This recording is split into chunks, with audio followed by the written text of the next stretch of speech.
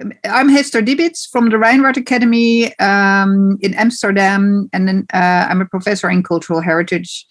And I have been a member of SIEF since I started working at the Meertens Institute, a research institute in Amsterdam. And there is a department on ethnology. So I'm a historian, but I feel and think and speak as an ethnologist, so to say. Yeah, and I now give the floor to Lisette. And I'm Lisette Gradén, and I'm an associate professor of ethnology at Lund University. And I have been a member of SIEF since I was a graduate student, and I defended my dissertation in 2003. So it's been quite a long time. And I have altered during my ever since or before I defended my dissertation. I started out working in museums, and then I've been alternated between being a university researcher and teacher and also working professionally at museums. And right now, since 2018, I'm back full-time at the university, but work in close collaboration with museums, both in my teaching and then also in my research. And Jutta? Yeah. I'm Uta. I'm the secretary of this working group. I'm a cultural anthropology, and I'm head of the Fränkisches Museum Feuchtwangen. It's a regional museum about Franken. Yeah, and I'm very glad to meet you here in our working group meeting. And now we have Annette also. And Stefan?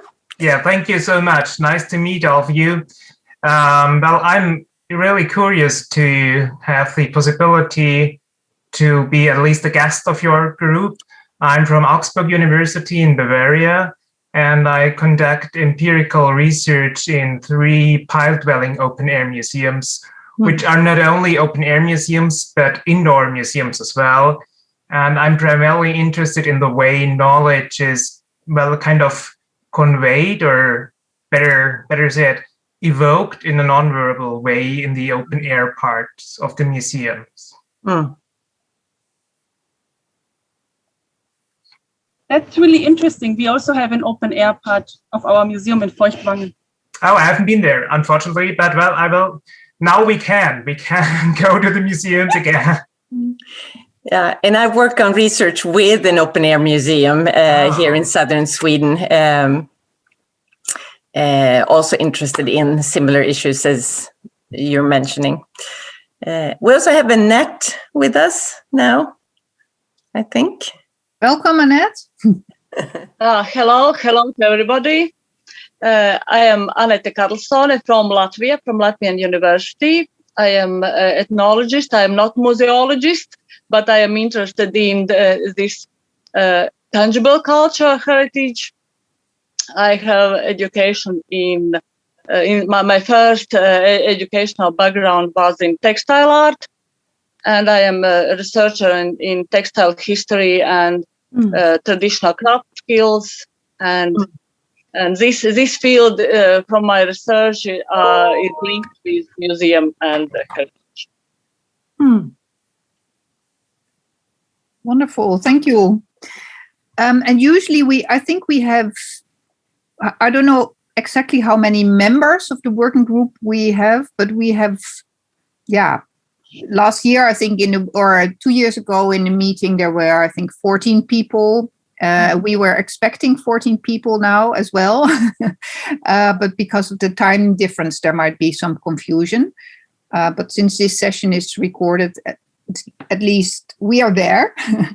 And we can tell you, and maybe we can exchange other activities and how the year has been for us, or the past 2 years.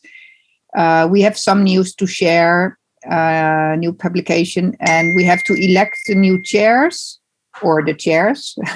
And we have some ideas we wanted to discuss with you about how we could work maybe without chairs or in another way.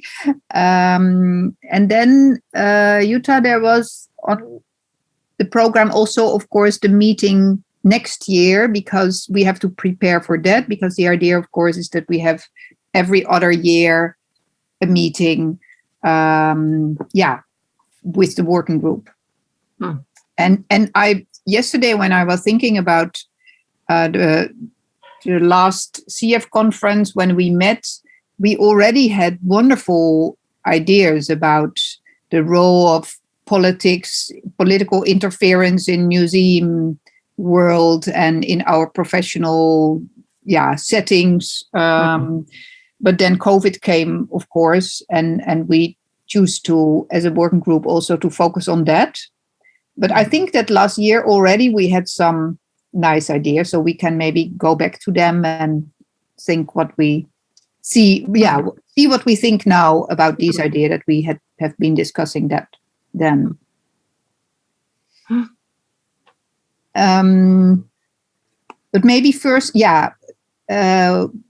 maybe you first want to sort of share, Annette and Stefan, some of your expectations of this working group, or how you ended up here, and what you hope you will find, or your fears.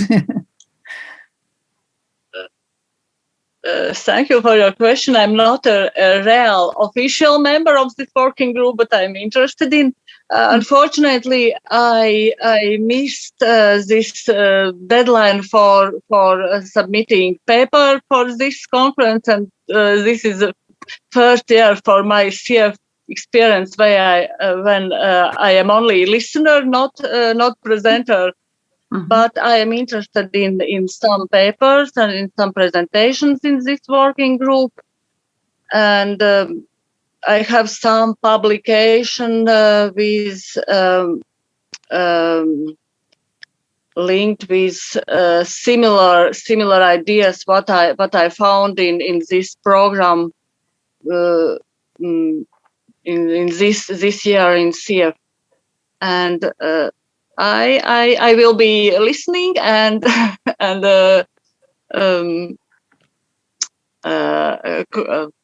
yes. Great. Yes. But I will be very. I would like to participate, maybe more close in work in this working group in future. It is interesting for me. Great. Great. Yeah. And Stefan? Yeah, as I mentioned, for the moment, I'm just really curious to learn more about the working group, to get more insight. And I think there could be, like it just turned out, there could be really interesting connections. And so here in Augsburg, I'm pretty much the only one conducting that kind of research. Fortunately, one of my supervisors is Bernhard Schoven from Zurich. So I have a connection to Zurich as well, and was able to present there before the pandemic at the start of my project. And yeah, now I'm just curious to have more connections and to learn more. Yeah. And maybe just as a recap, it's good to know that why we started this working group. And that was because we think that there are so many people working on the one hand on academia as ethnologists, and on the other hand in museums, open air museums, but also other museums in the museum world. And there somehow they became a bit sort of, disconnected, while formerly, of course, there was much more close sort of relationships between the world of museums and ethnologists. And also as a professional field, we think that the museum world could profit from ethnologists and ethnological research methods as well. And on the other hand, ethnologists could learn from, or are already sort of involved in museum work. And so one of our main missions, I think, is to reconnect and really to sort of to work together on applications and on research. And we have, also in previous years been discussing what are the most important questions in terms of, academic research, but also in very practical sense, in terms of money even. or yeah. So it's a mixed group. There are many museum people, but also people who do not work in a museum, but have been in research and in academia, or combine both. And I think I have also been working in the Open Air Museum in Arnhem for 2 years. So it's interesting that we all have somehow sort of this connection in crafts and open air settings, and so that is tangible and intangible culture. And maybe that is, I think 2 years ago we did talk about it, but maybe that's another topic to move forward with. I've been working in a research project now for a couple of years, and now last year we shifted into a new project. And the more we work, because we've been working with leadership and looking into how museums prioritize based on finances. And so it's focused on whose heritage matters and counts when the budget is tight. So it has to do with a critical study of new public management. But then also now we are at the point where we are moving into working with the craftsmen that also serve the museums. And especially the open air museums. So right now I feel that's where I am at, and where I find the enthusiasm now, and especially after the pandemic now, when we can start doing field work again, close with people. So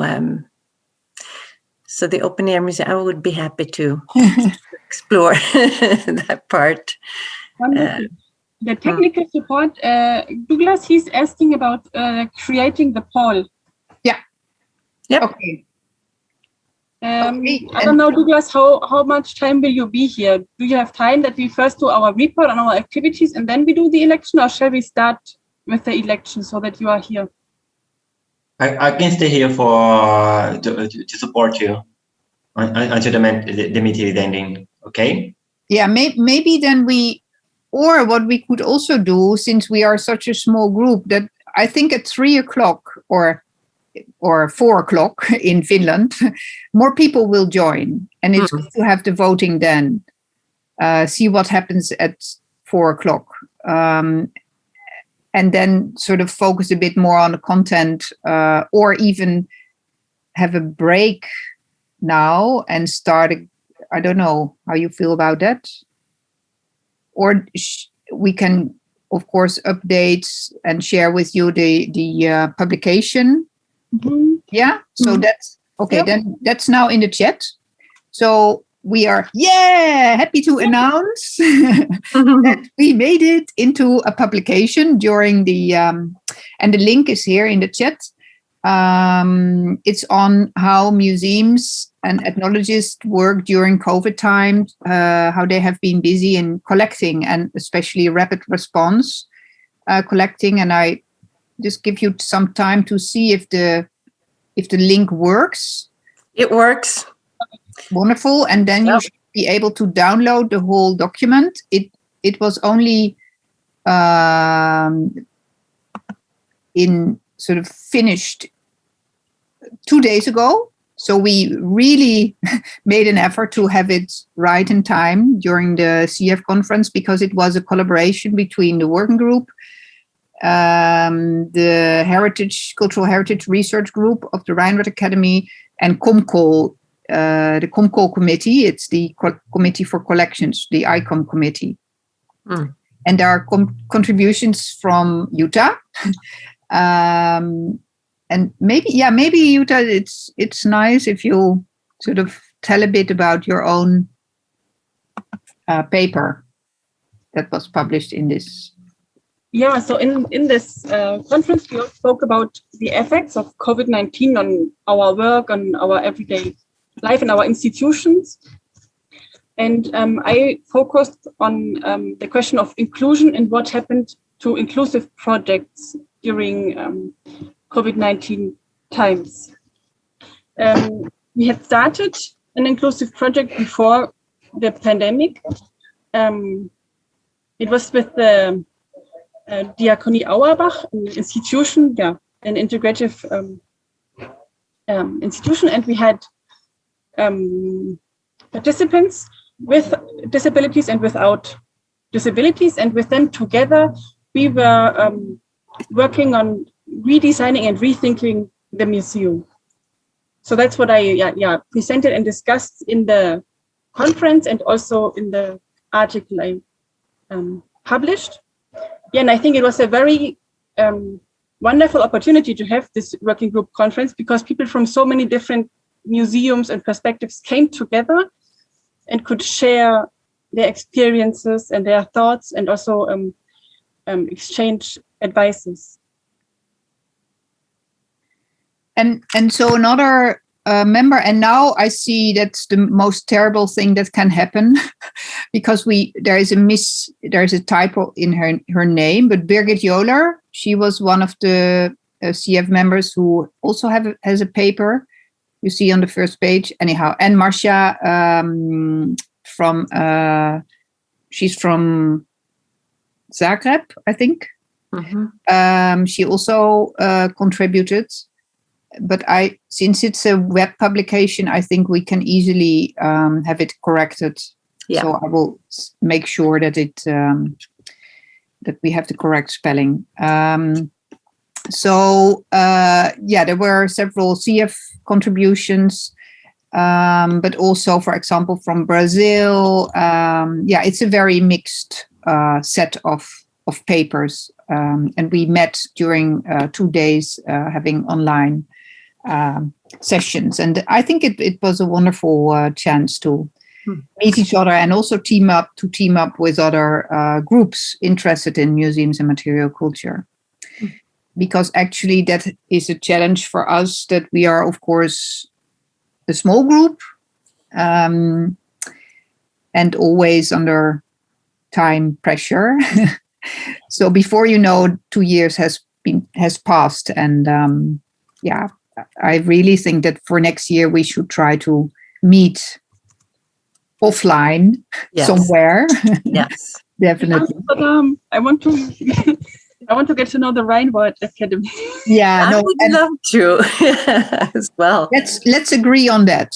So maybe we could even set a date, and we are very, very happy to hear what would make you to come to Amsterdam, especially Stefan and Annette. What can we do to convince you that you should buy a ticket to come to Amsterdam? Maybe next spring? Maybe. And I'm really triggered also by what Stefan said, how knowledge is conveyed in open air museums. My own research project is also on sort of the relation between knowledge claims and emotions in cultural, dealing with the past in cultural heritage settings. So it's not only museums, but more in general in debates about heritage making and heritage practices.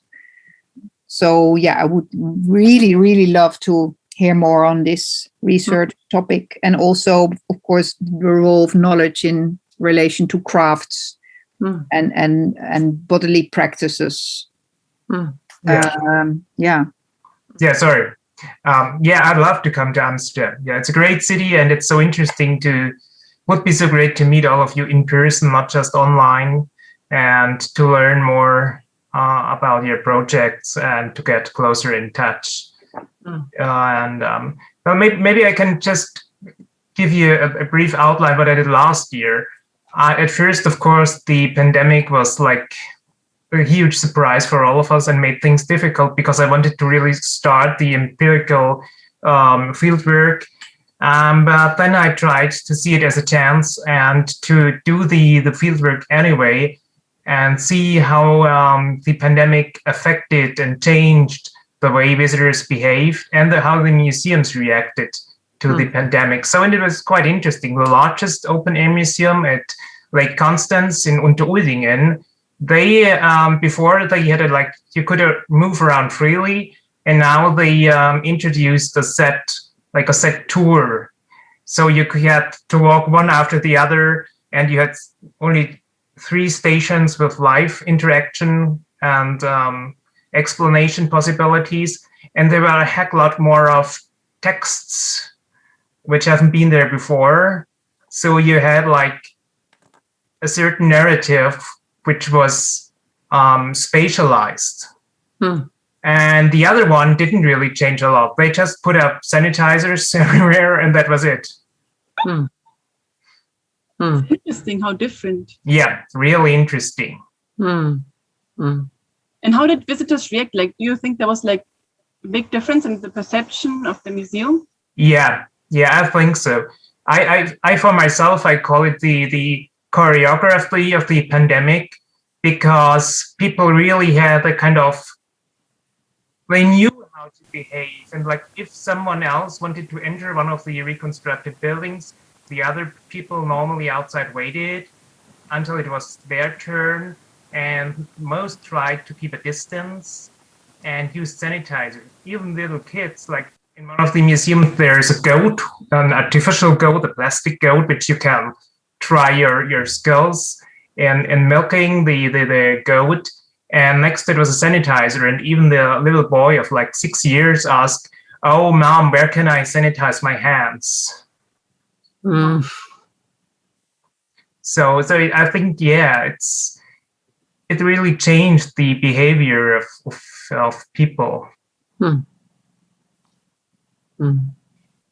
And so I'm curious how sort of your research was focusing on this, on how visitors behave and how the museum adapted in the presentations and in the routing, and did it also relate then to this notion of how knowledge was sort of transmitted? Or I tried to. As I said, it changed. It was a game changer. In the one museum, they had much more text, which they didn't have before. And you had like a timeline. You started in like 10,000 BC with the change of the ecological climate changes. And then you moved on to the first settlements and so on until the end, the very end of the pile dwellings at about 800 BC. So quite a long timeline. And that, I think that gave people a very much better idea, because before as I said, you moved around freely, and many people didn't realize the difference between Bronze Age and Stone Age settlements. They all look pretty similar. And now you have that timeline, you have that certain grid of knowledge, which is which time and what happened at what time. And do you think the museum will keep this? Yeah, I'm sure they will keep it. That's interesting. Yeah. And the third one was closed anyway, because they had plans to enlarge the museum and to renovate it. And at the beginning, it was under the guidance of a private society, like retired teachers and so, yeah. And now it's the local government has come in, and of course they have different plans. And I'm curious what they have done. They haven't reopened, but they will soon do. And I'm curious what has happened there. Which one is it you're talking about? Pestenacker. It's a small one. It's about 30 miles south of Augsburg near Landsberg. And it's that area became pretty famous among prehistorians, because in the last decades, there have been a lot of excavations many human remains have been found. And there have been, of course, all the DNA analysis and things you can do nowadays. And there have been many publications, and internationally, it's known as the Lech Valley.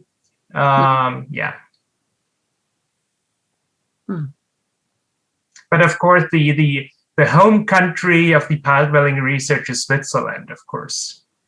Interesting.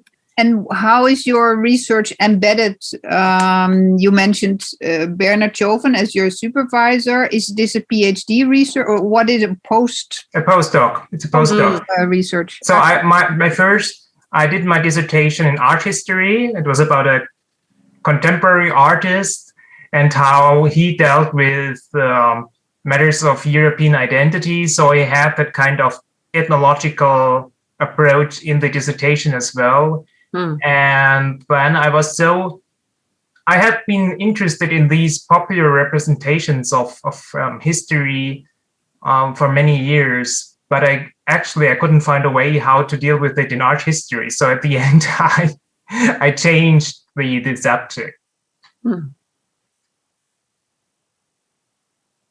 So now you are in cultural anthropology. Yeah, well, it's European ethnology in Augsburg, but yeah, the naming issue will be ongoing for quite a while, I think. But it has turned out in the last DGV meeting, right? Okay, I also did my PhD in cultural anthropology. Okay. In European ethnology. Yeah. Depending on how you call it. Yeah. Exactly. As long as you don't call it Volkskunde, it's okay. Yeah. There is work to do. We discussed it also a bit, but that's a more general thing on sort of the field of ethnology, and not to let us sort of being overruled by all the critical heritage studies. That was also what.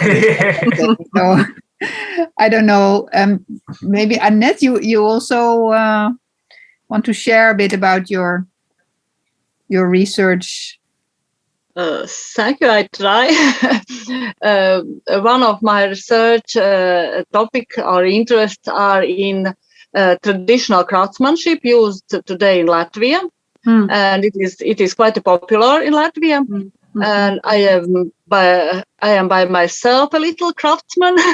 I'm weaver, and I'm dyer with natural dyes, and I have some research in exactly in this field in using natural dye stuff for dyeing now, because nowadays Latvia it is quite popular, and I have a survey about which was done between participants of natural dyeing masterclass participants, and why they are interested in this field, and where they can get information about this.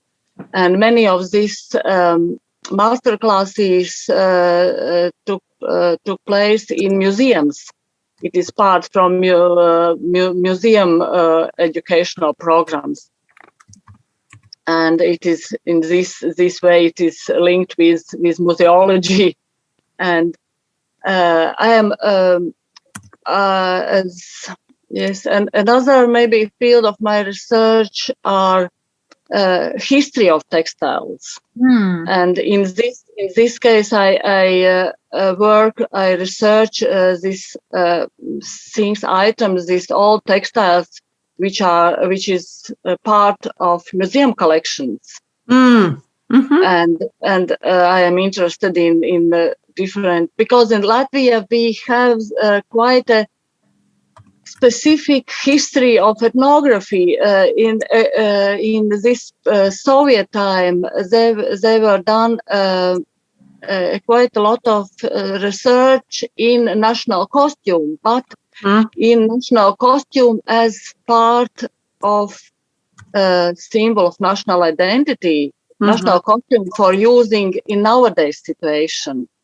And there are different discussions about how it correct national costume, how you can use it, and in this way. But in real textile and clothing history, there are not so many research. There are many questions that are completely non-researched. And it is interesting in nowadays, this may be not very big questions, but small, but quite interesting questions. about development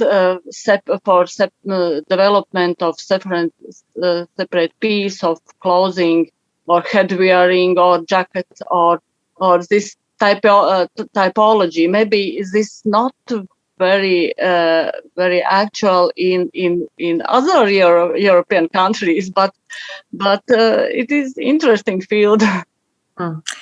I find that extremely interesting, and especially how it becomes politicized. Sweden has a long tradition of folk costumes and or traditional dress, and when the ethnology grew, that was part of it. Was a research topic also, and a huge focus for culture, the museums that collected cultural history. In more recent years, it's been the wearing of dress has become highly politicized, and also very connected to the new right-wing movement, which has made it almost not an untouchable, but more difficult to deal with, and also less interest. And at the same time, of course, there are people who are dedicated to their costumes, and it's also a living heritage. I've been working with one woman since we started working together in the 90s. And a few years ago, it was in 2017, she called me and she said, I've come to a point now when I'm going to start to organize my costumes. She lives on a farm. And I've been following her, working with her now as she has gone through the process of, and she is a former museum professional and yet also a living history traditional dress wearer. And she's not a maker, but she's a wearer. And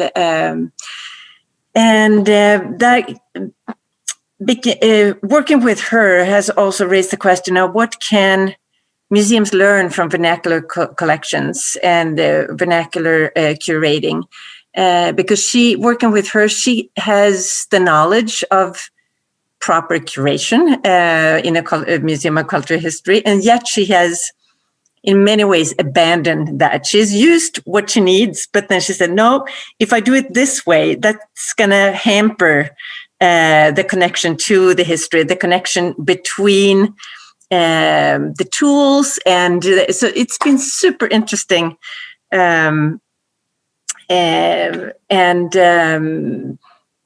Seeing also, I'm sure there are more people like her, out there. But it's been interesting to follow this long process. And we'll see. I'm invited to come and visit her. We haven't been able to connect in person during this past year, but maybe this summer, we'll see. Yeah, so interesting because it's something like, I think, the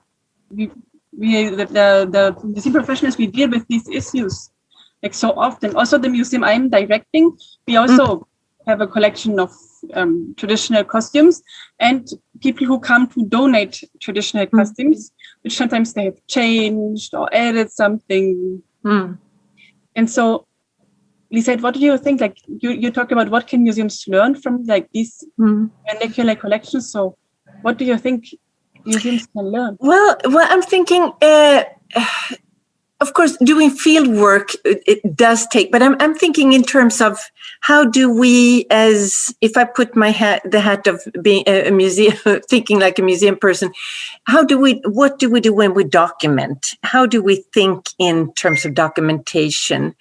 And also with archives, I mean, how we separate, how we catalog, and can that be done differently? I mean, the case that I've followed now, that's in a way it's exceptional because everything is there. She has lived, or her family has had this farm for 400 years. So there's a lot of accumulation and everything is there. Everything from receipts from purchase to tools to the buildings where it's been stored. But I'd be happy. I wrote a small presentation or working paper for a crafts conference this year. I'd be happy to share that. But I think just as museums can support people with vernacular collections who need support and advice and saying, how do I deal with all this material? If we start thinking the other way, how can people who have large collections and work with and a close relationship? I'm thinking of the emotions also here, Hester, where when it's sort of tightly knit together, how can that knowledge be harvested into a museum? That's also like a big challenge, because it happens like quite frequently that people want to donate collections of people who have passed away. And there has been a lot of effort put into this collection, but the museums just don't have the capacity to accept. So it's exactly a question of what to do with them, how to... Yeah. And here, this person that I've been working with, she said she's been asked by major museums to donate. And she said, I don't feel comfortable because what's happening at the bigger museum is that they're cutting back on staff in textiles and costume. And she said, if there's no staff to connect and to know, and she's afraid of a lot of knowledge being lost. I mean, what's going to happen to the collection in the future is right now unknown, but she's making the most of being able to keep it at the farm and then open it up for researchers to come visit her. This makes me think, but that is a sort of a meta question or a working group question. As a working group, could we sort of play a role in this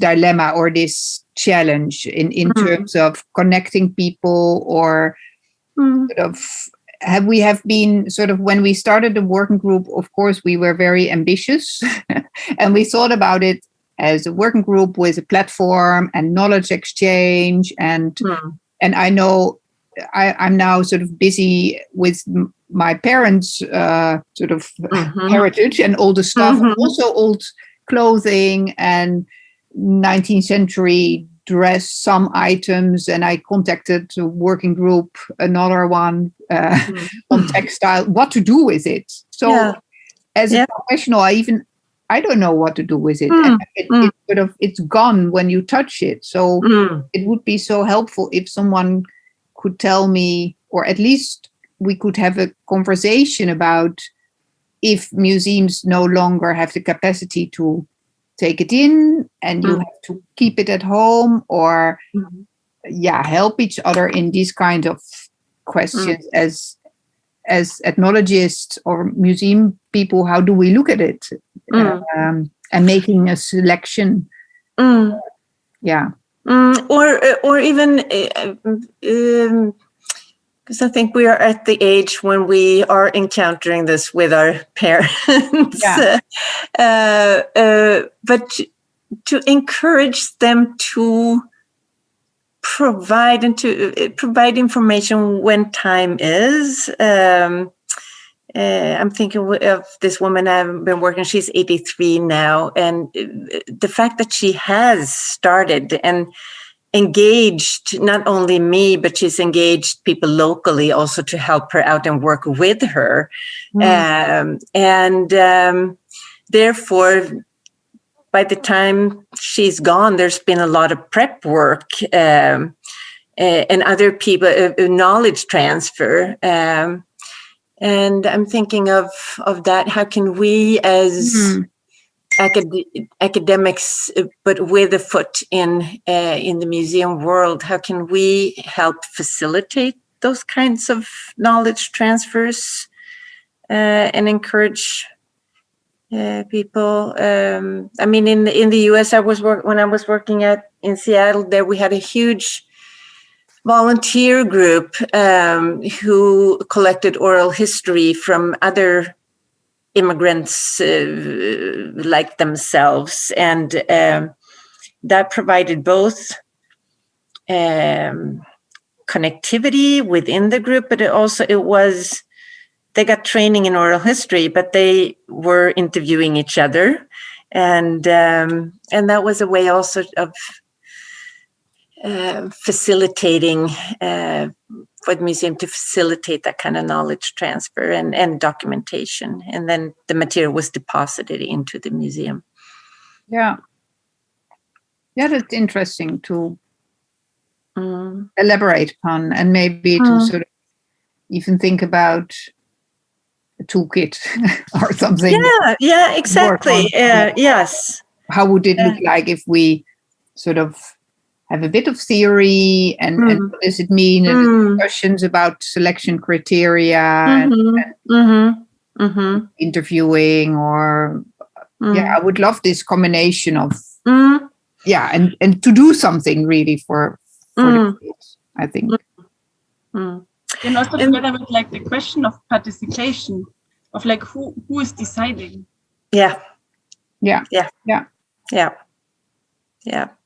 I don't know, Annette, because you are a practitioner as yourself. How do you deal with this knowledge exchange? And it is interesting question, because I'm for me it's interesting to see, to research how this exchange of this knowledge are functioning nowadays. How big proportion are interested in this old and traditional and inherited skills, and the same way they are using different information from internet, from different sources, and interesting about traditional culture from other regions, from other countries, and this is very interesting for me as a researcher to try to catch this feeling, because this traditional craftsmanship nowadays is something like new life organism who is always changing, develop, and it is not something stable. It is always are in process, and this heritage making process. It is quite important in nowadays to stress our self-identity through craftsmanship. And exactly in this COVID time, crafts people in different places in Latvia continues to work and organize exhibitions on streets, on windows, on different places, because it was forbidden to go on museums and look at this exhibition in this ordinary place, and people very creative way find different way how they can show their works and get this feedback from other peoples about their work and what they do, and but this tradition, modern craftsmanship in Latvia, this is a mix. From one part is this traditional, and this other part is this modern, for modern using on modern techniques, on modern materials as well. But many of these items what was created by craftsmanship are very traditional. It is maybe all these big shoulder scores, this something like shawls, but not shawls. It is squares, weaving squares, but this is doing in more new way and with more new colors, and it's something like this old tradition are developed in nowadays. And in Latvia, it is another question. Why exactly nowadays it is so important to keep these old traditions and repeat and live with these old traditions? It is interesting from view of ethnology how it's functioning nowadays. Why national costume are so popular in last years in Latvia? Maybe maybe it is linked with sanitary from Latvian state. It is Latvia was created as independent republic in 1918. And 3 years ago, we celebrate our 100 years of Latvia. And this create a bigger interest in national costume as national symbol and different other national things. Maybe this globalization create as reaction to globalization. There are more the biggest interest in these local traditions. This is another. I think you have a great point there. Coming in, but he or she left immediately. Maybe there are other people coming in as well. Yeah. Thank you also, Hester, for noting in the chat about the conversation. Excellent. Because, and please add if you sort of.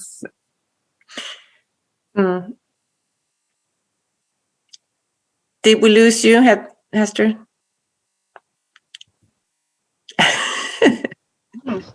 I think it's very interesting what you are saying. So, who do you think who's mostly wearing these traditional costumes or? Sorry, maybe I'm not. Could you repeat your question? Yeah. No, sorry. I was just frozen. The connection was lost. What I had I'm in a European project on former industrial heritage sites, so not museums, but in it's called Centrino. And here we also look into traditional crafts and how sort of in processes of gentrification, smaller craftsmen nowadays in society sort of are pushed away from these former industrial sites because the sites are needed in terms of town planning or urbanization, etc. But here, one of the issues that comes up, or one of the interesting things apart from national identity, is also the gender, the aspect of gender, and thinking about weaving and textile making. That I think that is another sort of interesting element to think of.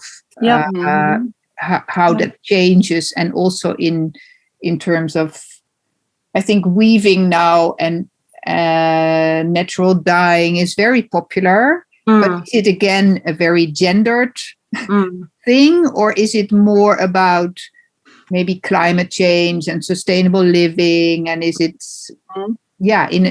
I would be curious if that is also a topic we could maybe further elaborate upon.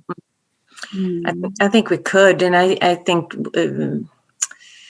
it's an interesting research topic to think of what brings people to craftsmanship, especially younger generation. Is it a sense of, I think, what you're saying, Annette, with globalization and the local? Is it a part of the sustainability of working closely at home and or is it positioning, local, national, regional? But I don't have any answers. But there seems to be a need for connectivity and community. And how is crafts used to this for that? Of course, now during COVID, I mean, myself, since I have not been able to travel, I've been starting to do field work more locally, actually. And then continue to work with people that I already know, but trying to keep that connection on the internet. And of course, it's not the same when you're working with tangible stuff and all the senses, and it can't be conveyed. You can talk about it, but you can't touch it that way. Yeah. So, I mean, that is also an interesting, and what role does technology play? Me personally, I'm very tired of, I love this kind of, that we are able to connect and have meetings, but in my heart, I would rather meet in person.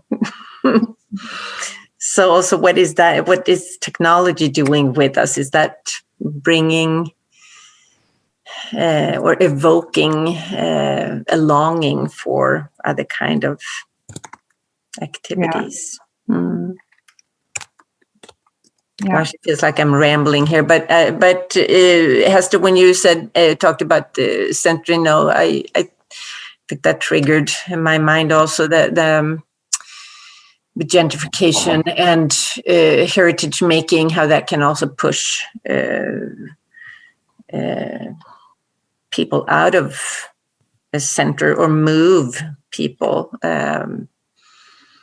I'm thinking of Seattle, which is a town where there's been a lot of artistic movement, and now with both prices of housing going up, and it's actually driving a lot of creative people out of the city. Yeah, yeah. And this Centrino project, on which cities is it focusing? So it's about all over Europe. Of course, there are former industrial sites, and as a European Horizon project, the focus is heavily on in the application, it was on showcasing industrial heritage, but we want to take a more dynamic approach to heritage. So really, I'm always sort of in the meeting stressing the fact that heritage is made in interaction, and as a European project, we make it. So we have to be aware of the fact that we select and we sort of, again, label these sites, and also the challenges and the issues at hand. And the Rijnwaard Academy has the task to sort of build a living archive and work on the key concept of heritage. And then other key concepts are inclusion and it's also, there is a very important role for the Fab Labs and urban Fab city labs all over Europe. That is a sort of a movement of working with often even 3D printers to sort of locally produce, sometimes also traditional items, and the role of folklore in and weaving and leather production and etc. to make a sort of more small scale local products more locally instead of getting things from elsewhere. And then the question is, how can we in a more sustainable manner work with the waste that is also on the side produced, and how can we sort of make it circular, use the waste again in products that are crafted, and then the issue of gentrification comes up because these industrial sites are often, or former industrial sites are often, on very expensive ground. So the city is looking and wants to use the ground and kicks out all the small, sometimes textile centers or smaller individual stores or creative people are kicked out. So that is sort of, and then in the end, the idea is to work together and to these 9 pilot cities. Tallinn is one of them, Geneva, another one, on Iceland, Paris, Zagreb, Amsterdam, and I'm always forgetting some. And anyhow, 9 cities. But I think also in other places in Europe, this is sort of a problem that we all struggle with. And then in the end, the idea is that these fab labs are more integrated in the local context and are empowered or sort of turned into sustainable hubs. Yeah. If we talk about industrial heritage in last years in Latvia, very popular are mechanical looms, type of mechanical looms. It's not was usual in previous in previous years that traditional heritage was something not handicraft, not in direct way. But in Latvia, we have their own investigator of loom construction. He worked in the beginning of 20th century. They create their own type of semi-mechanical looms. It's called Williamsons, Peters Williamsons. And in this period, in the first third of the 20th century, it was quite popular construction in not only in Latvia, but in the whole Baltic, in Estonia, in Lithuania as well. And nowadays, there are something like renaissance of this type of loom. In Soviet times, this type of loom was used in small this craft shop, but state craft shop, Soviet craft shop. But nowadays, they are only few few looms survived from these old types, but there are enthusiasts who rebuilt these looms and reconstruct there and want to work with them and create different interesting things on these semi-mechanical looms. But really interesting, yeah. And is it a sort of, because maybe I'm connecting too many things together, but coming back to this whole role, the role of gender and in the Netherlands, there is a sort of revival for also interest in women artists from the beginning of the 20th century. And somehow I'm thinking of a sort of a Bauhaus weaving pre-war, I don't know.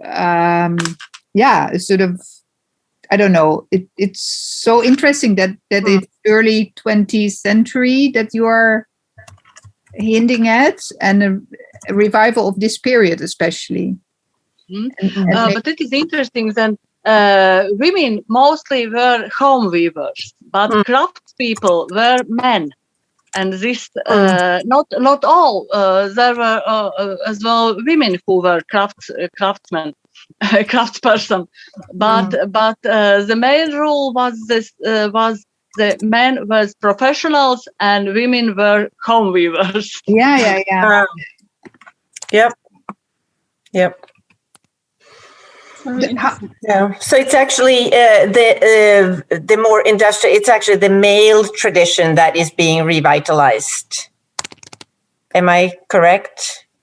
That when there is an interest in the mechanical looms, that was a craft of men. No.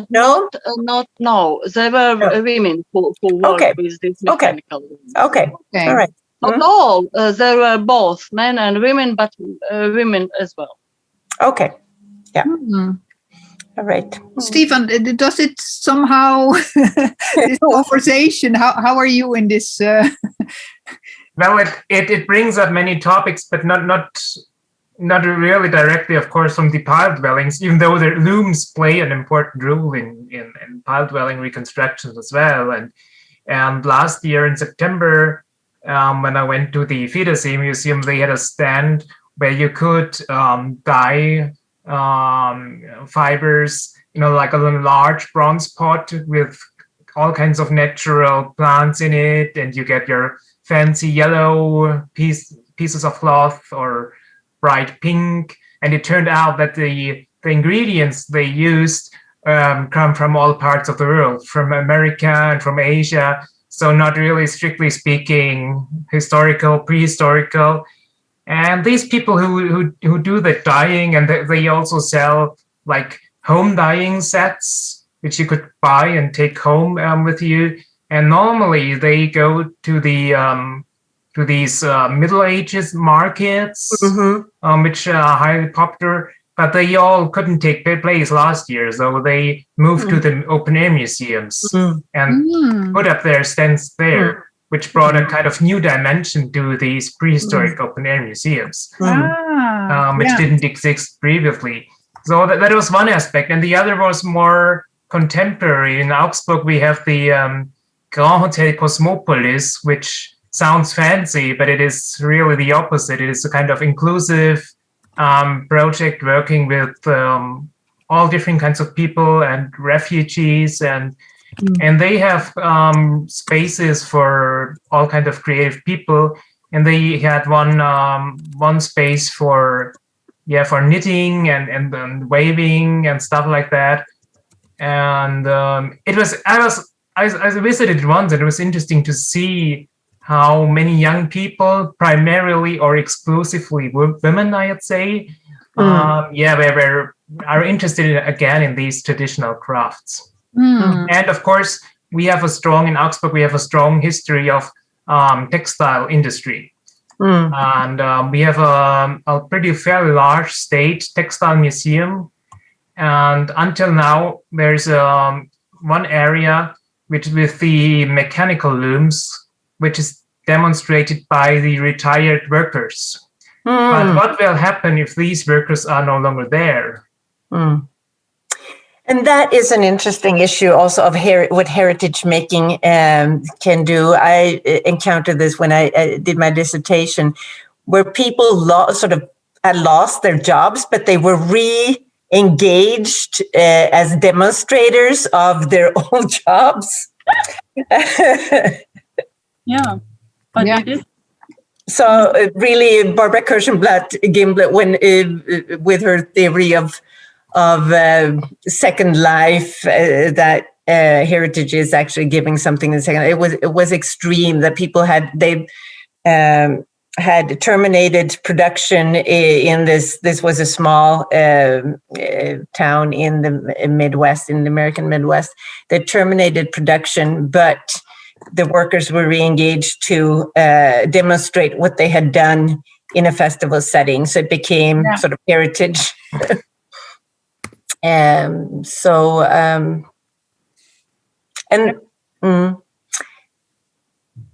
interesting. Yeah. So maybe we should discuss we should go on discussing our conference for next year and the election, because I'm afraid nobody will come. Nobody will. Yeah, okay, let's do that. Maybe then first do the election, the formal stuff. Then we have this over. Yep. Because it's now 4:20, so I think people who wanted to come could have been here. I also checked our Facebook page and my email, and nobody has asked. No. Okay. So sorry. So who qualifies for voting? You. Okay. Anyone who's participating in the meeting. I think. Yeah. I'm. Yeah. Yeah. And I don't know if there is a minimum in participants that should be present. We just have these.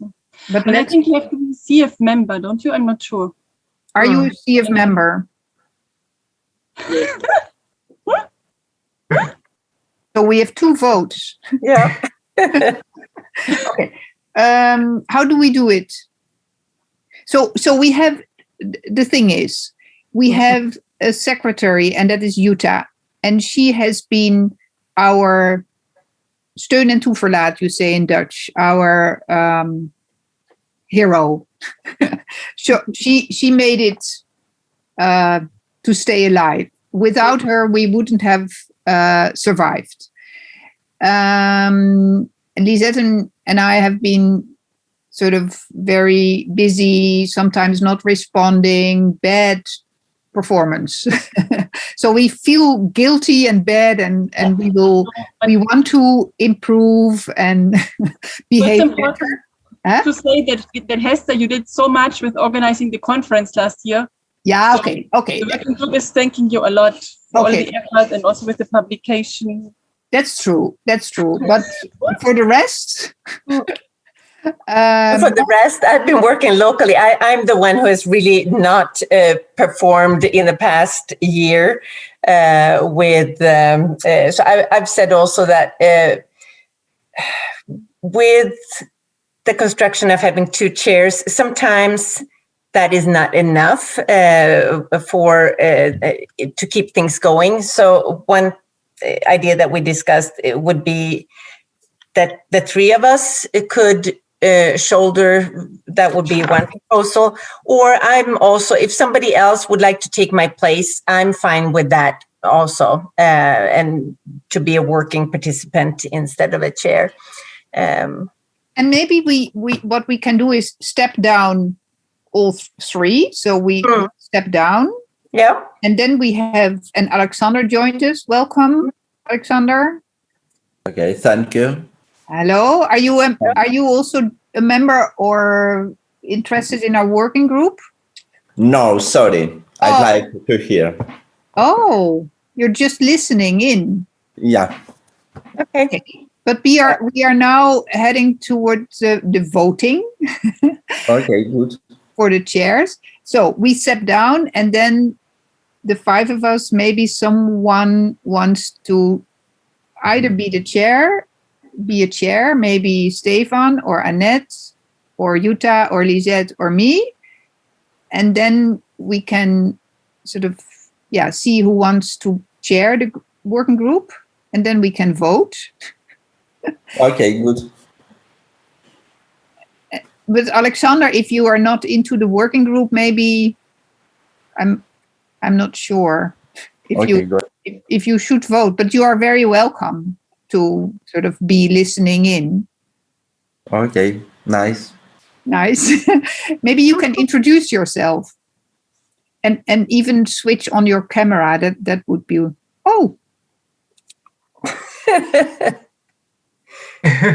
He disappeared.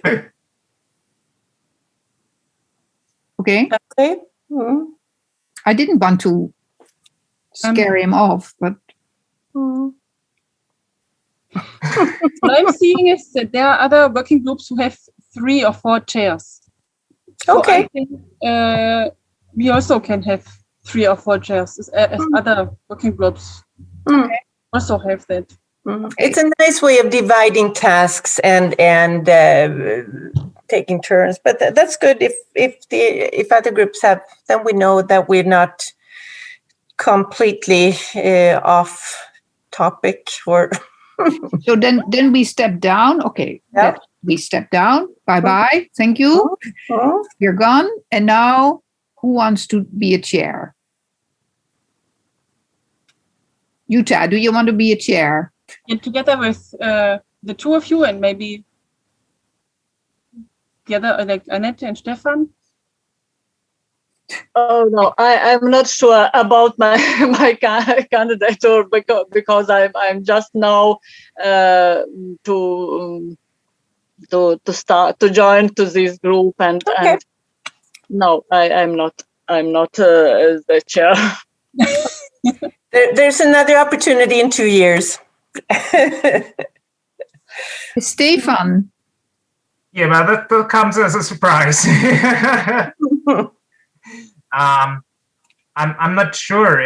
I'm willing to do some work and to take some work, but for the chair, in my understanding, it's good if the chairs have like good connections and a good position. You know what I mean? So I don't bring that kind of background with me. That kind of like Did you get my point? So I'm not sure. I'm okay. I can do it, but I'm not sure if it's really constructive, good for the group as a whole. But you are working as a postdoc. Yeah. On this research in museums and material culture and knowledge performances in museums and so, to be honest, I mean, you can also, of course, I don't know, if you have time, and it's not only about bringing in people, it's also about raising questions and reflection on how can we organize things. And I mean, it could be a way of working with the open air museums. That could be sort of one section of work. If you would like to, I don't think you should.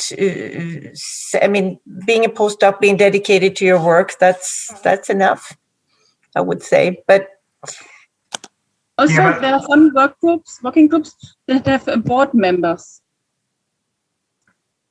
So they have like chair, secretary, and board members. Okay. So I'm fine with it. I just wanted to raise that point. Just if for practical reason, it really makes sense. But I'm totally fine with it.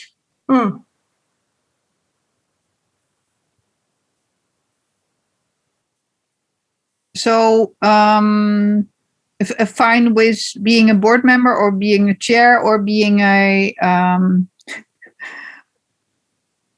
both or whatever. It's all really would be an interesting both. Let's say both opportunity and challenge. Yeah.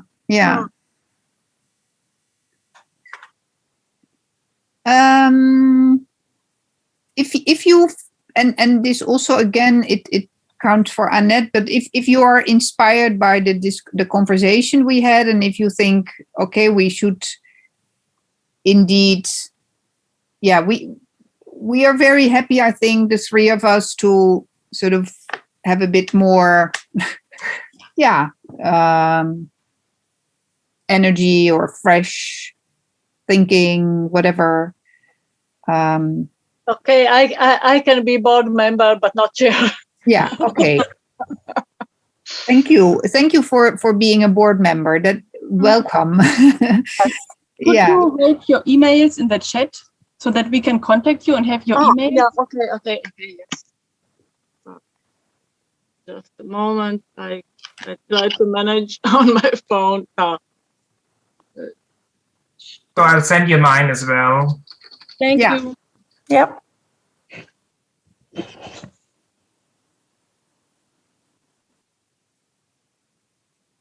A long one. And I now even Googled you in LinkedIn.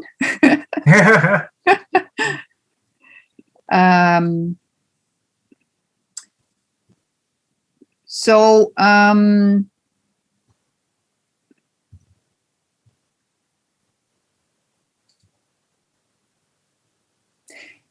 yeah, it's up to you. If you, I would say that it's good to if we have a new member as a chair as well. But we can, I don't know. We can. Earlier, Lisette was saying that maybe we should not have any chairs and more be a sort of a network. Or a steering group that we have a steering group, but that it depends on the CF regulations. I think we are supposed to have chairs. Yeah, chairs and board members. Yeah. So if you need chairs, of course, I'm more than willing to do it. I hope I won't disappoint you. Yeah. And Jutta, is it possible there are working group with 4 chairs? Yes. Okay, let's then. If you are happy and you are inspired and you think, it's also nice to have several countries represented, so that's good. And then we could. Oh, actually, Oh, I'm not so sure. Maybe there's only working groups with 3 chairs. But I mean, if there are working groups with 3 chairs, why shouldn't there be with 4 chairs? But me, I'm also fine with being in the board. Like, and what about the people? Yeah, it's a pity that, for example, I know that Birgit, she's not here, but she was quite active in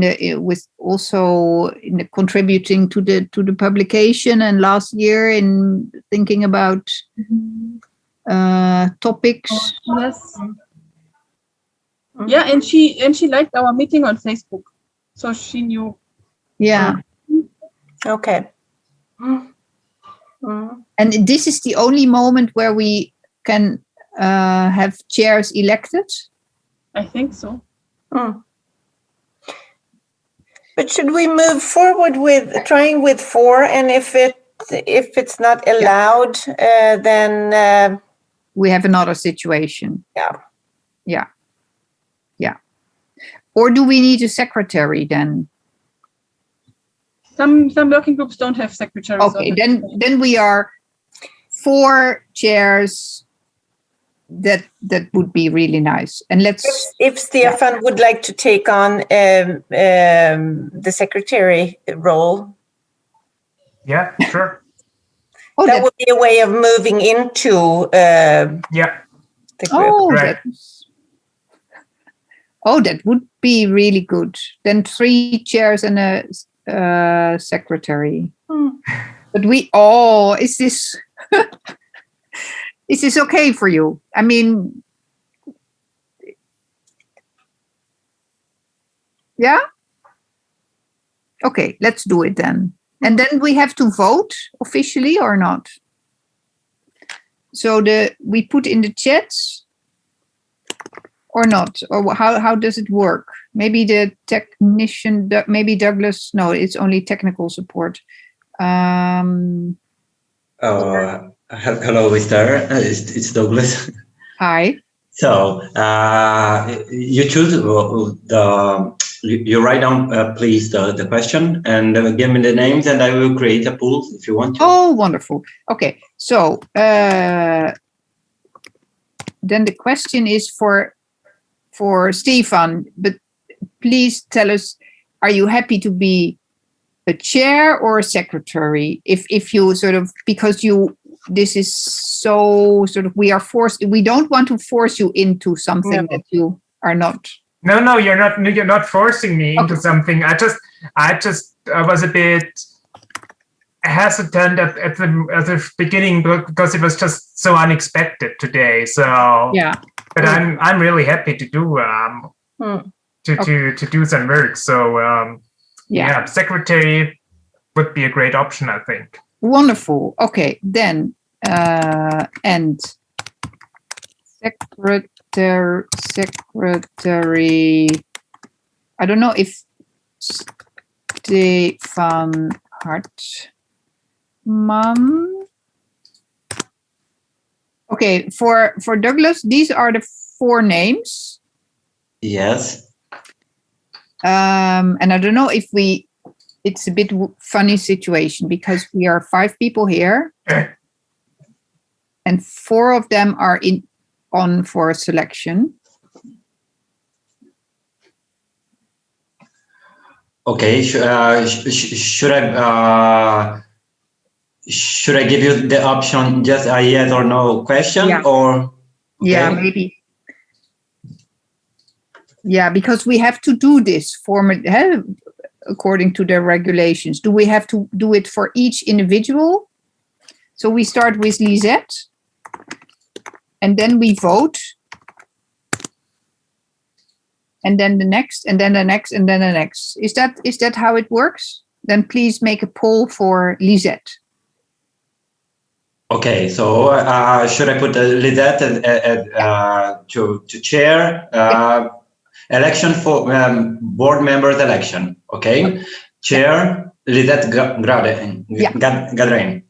Sorry. Yeah. And then Uta, Esther, and Stefan secretary. Okay, I'm doing that for now. Just a moment. And maybe the board members should also be, I don't know.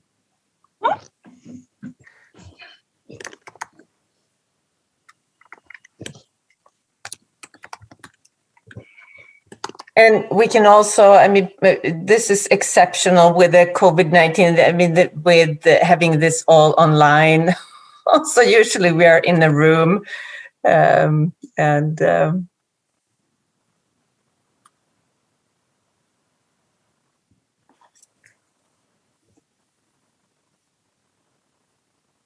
But it's nice that we can announce officially that we hope to have in 5 minutes after the poll a new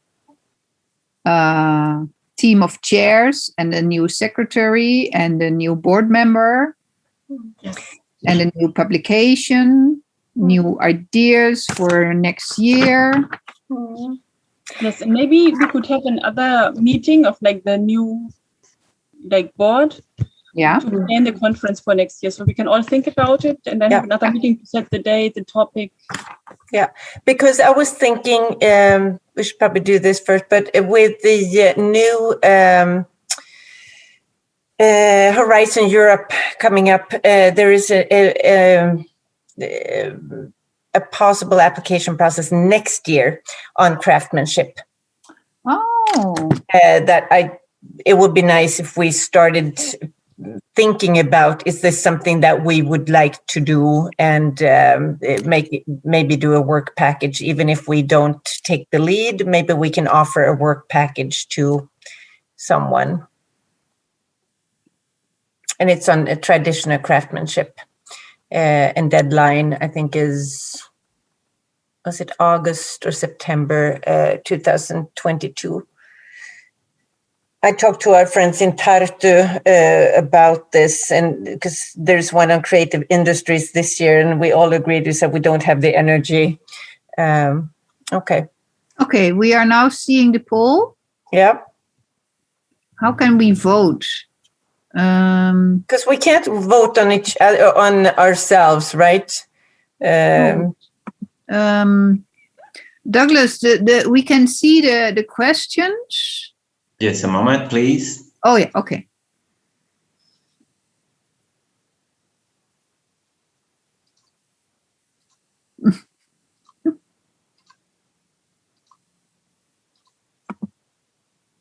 Oh, yeah. So how do we do this now? And now, okay, can you vote? Yeah, but we can't vote on ourselves, right? Oh, maybe I have to type. No. I can't vote. How do I vote? No, I can't vote either. How it works this through phone. I am not on computer. I am connected. I can vote, but it's all when I push it in, it includes myself, and that doesn't.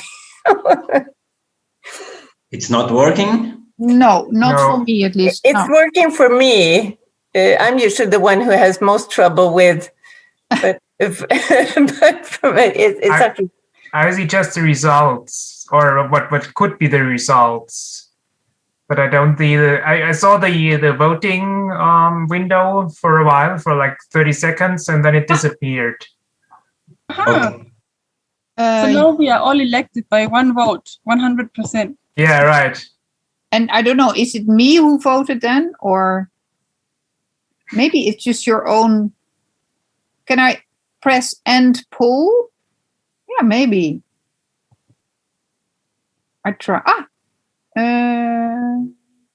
How I can vote, because I see these polls, but I don't know how I can manage to vote. But you can restart. Yeah. Right. Okay.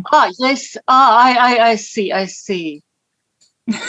But again, I can't vote. I can only see the result. Yeah, I see all. I can't vote.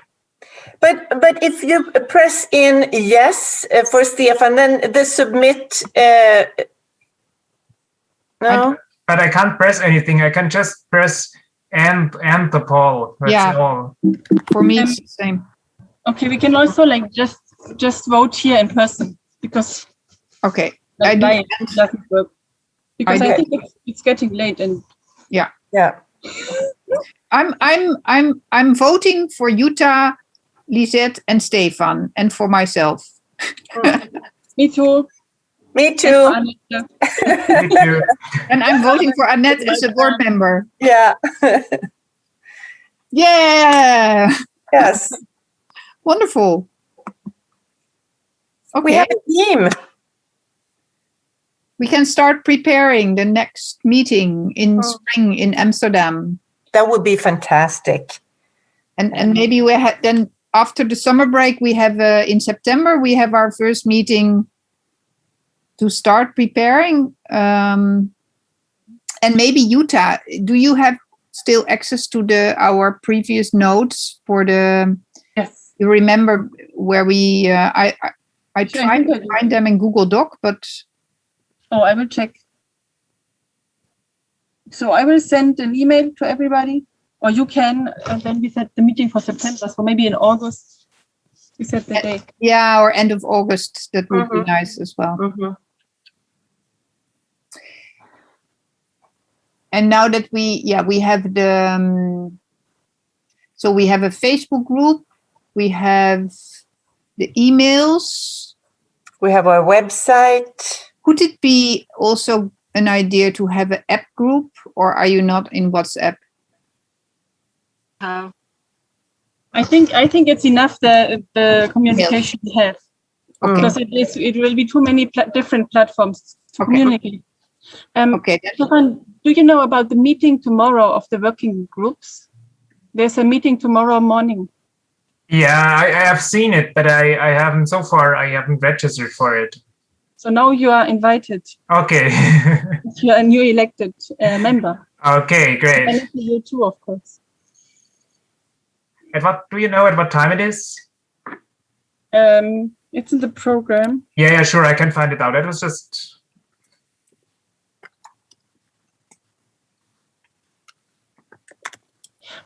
Because I have to go. Yeah, sure. Okay. But I think we will all meet then tomorrow at this working group meeting. Yeah.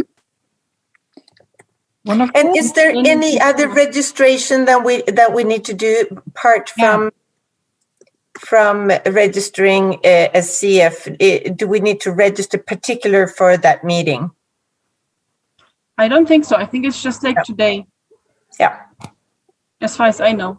But didn't it say like by invitation only or something like that for the Sunday working group meetings? I have something. I'm not sure. Right? I can send you the email we received. Okay. I will forward the email to you and to Annette. Okay, great. Thank you. Thank you.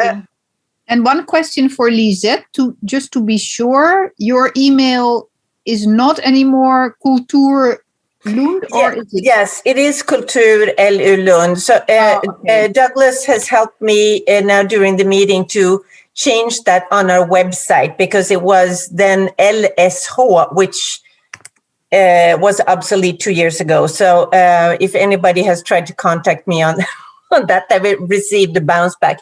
So it is Lisette.Graden at kultur.lu.se. Yeah. Okay, great. Yeah.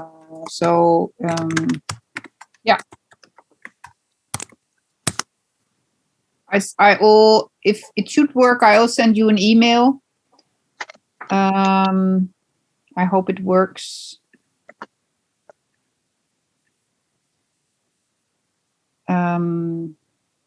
And so then tomorrow there is the working group meeting. Oh, yeah, that's just the chair or the board or whatever. What is it tomorrow morning? Huh?